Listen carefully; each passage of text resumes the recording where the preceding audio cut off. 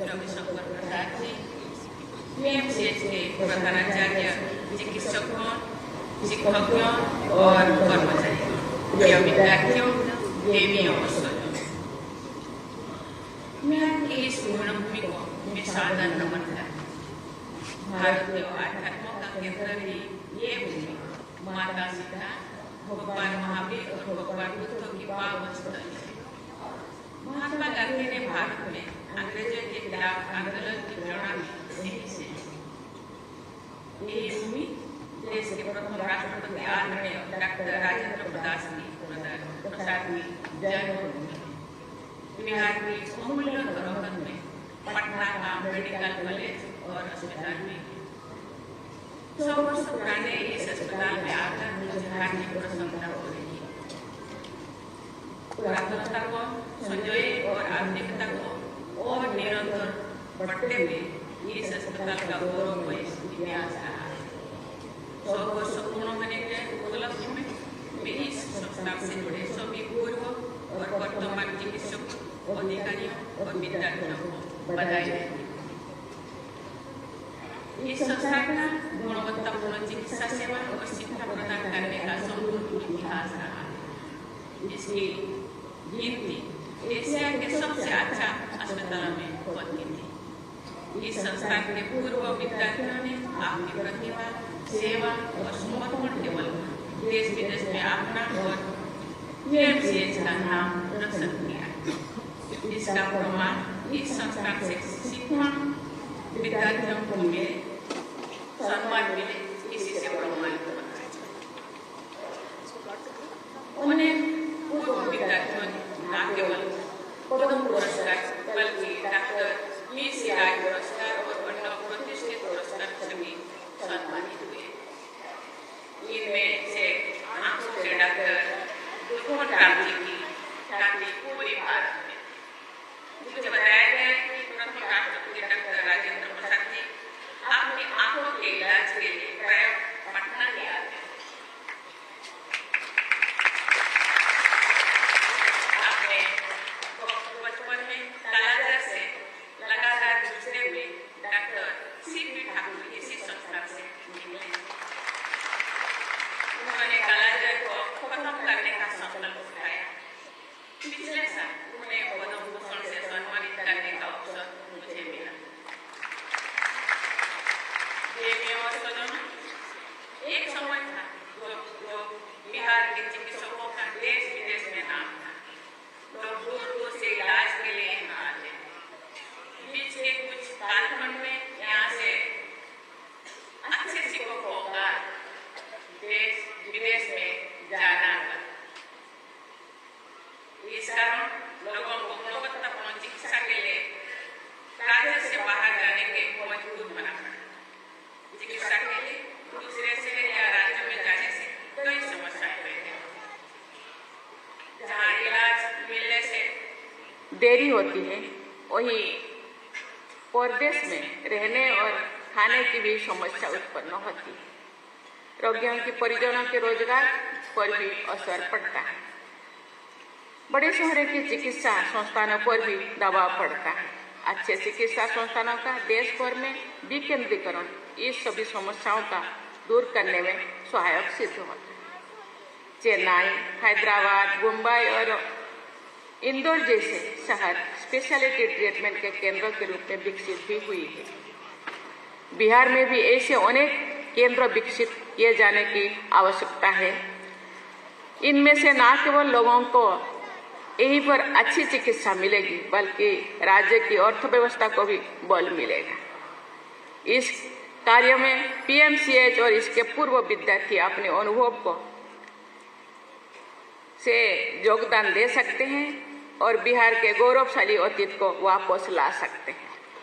मुझे खुशी है कि बिहार सरकार ने पिछले कुछ वर्षों में स्वास्थ्य व्यवस्था में सुधार किए हैं, अनेक उल्लेखनीय प्रयास किए हैं। पीएमसीएच की पुनर्विकास की योजना भी इनमें से एक है। मुझे जानकर खुशी हुई कि पुनर्विकास के लिए पीएमसीएच आधुनिक सुविधाओं और तकनीकी से युक्त होने के लिए बिहार सरकार ने 5,400 से ज़्यादा राशि इसके लिए प्रबंध किया गया है और इसके काम बहुत जोर शोर से चल रहा है।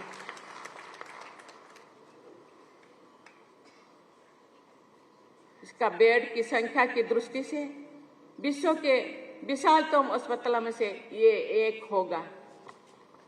देवियों और स्वजनों, आज का युग टेक्नोलॉजी का युग है।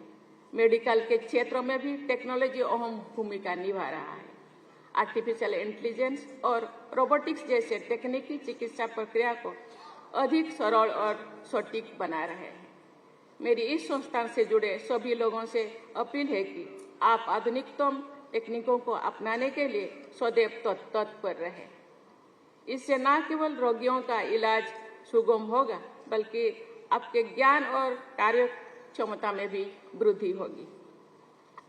किसी भी संस्थान के निरंतर विकास में उस संस्थान के शिक्षकों और विद्यार्थियों द्वारा किए जा रहे शोध महत्वपूर्ण भूमिका निभाते हैं।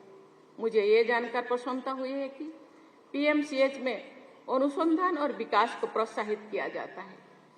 कालाजार और बॉन टीवी पर यहाँ किए गए शोध को दुनिया भर में मान्यता मिली है। टेक्नोलॉजी के माध्यम से दुनिया के किसी भी कोने से एजुकेशन, रिसर्च और ट्रीटमेंट में उस क्षेत्रों के विशेषज्ञों से सहायता भी ली जा सकती है। पीएमसीएच के अलुमिनाई एक ऐसा नेटवर्क बना सकते हैं जिसमें वे अपने रिसर्च और प्रॉब्लम डिस्कस कर सकते हैं। इससे न केवल चिकित्सकों को बल्कि रोगियों को भी लाभ होगा। देवी और स्वजनों, आप सब जानते हैं कि कैंसर दुनिया भर में मौत के प्रमुख कारणों में से एक है। मेरा मानना है कि इस बीमारी से लड़ने में स्वास्थ्य सेवाओं को बेहतर बनाना, इसके उपचार की सुविधाओं का विकेंद्रीकरण करना और शोध को बढ़ावा देना महत्वपूर्ण है। मुझे ये बताते हुए खुशी हो रही है कि पिछले वर्ष अप्रैल में भारत की पहली स्वदेश में विकसित कार टी सेल थेरापी का शुभारंभ करने का मुझे सौभाग्य मिला। ये therapy IIT Bombay, Tata memorial hospital और इम्यूनो एक्ट के बीच सहयोग से विकसित की गई है। पीएमसीएच जैसे बड़े संस्थानों से मेरा आग्रह है कि आप अन्य संस्थाओं के सहयोग से न केवल कैंसर बल्कि अन्य रोगों के इलाज के लिए नई रिसर्च करें। देवियों और स्वजनों, हमारे डॉक्टर, शोधकर्ता, चिकित्सक और शिक्षक होने के साथ साथ एक परामर्शदाता भी होते हैं। इन सभी भूमिकाओं में वे लोगों और समाज की सेवा करते हुए राष्ट्र निर्माण में भी अपना योगदान देते हैं। आप सब जानते हैं कि दुर्घटना की स्थिति में कई बार मरीज के परिजनों तुरंत आवश्यकता अनुसार रक्तदान करने की स्थिति में नहीं होते हैं। ब्लड डोनर नहीं मिलने के कारण वे अधिक तनाव में आ जाते हैं। ऐसे समस्याओं के समाधान में नियमित रूप से स्वच्छता की रक्तदान महत्वपूर्ण है। मुझे बताया गया है कि पीएमसीएच के शिक्षक और विद्यार्थी नियमित रूप से ब्लड डोनेशन कैंप का आयोजन करते हैं। रक्तदान के साथ साथ अंगदान भी महत्वपूर्ण है। ये प्रसन्नता का विषय है कि पीएमसीएच गैर सरकारी संगठनों के साथ मिलकर इस दिशा में कार्य कर रहे हैं। अंगदान के बारे में जागरूकता फैलाने की और भी अधिक आवश्यकता है, जिसमें चिकित्सक अहम भूमिका निभा सकते हैं। देवियों और स्वजनों, बिहार की ये धरती माता सीता की धरती है, बुद्ध की धरती है। यहाँ की मिट्टी में त्याग और करुणा है। इस करुणा की भावना से लोगों की सेवा करना ही सच्चा धर्म है।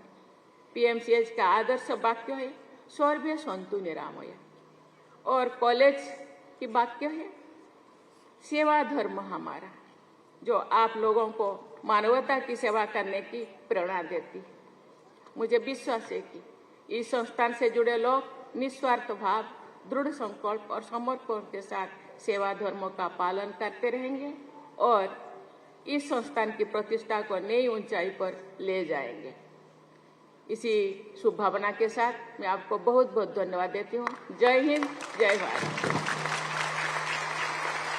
माननीय राष्ट्रपति महोदया का बहुत बहुत धन्यवाद।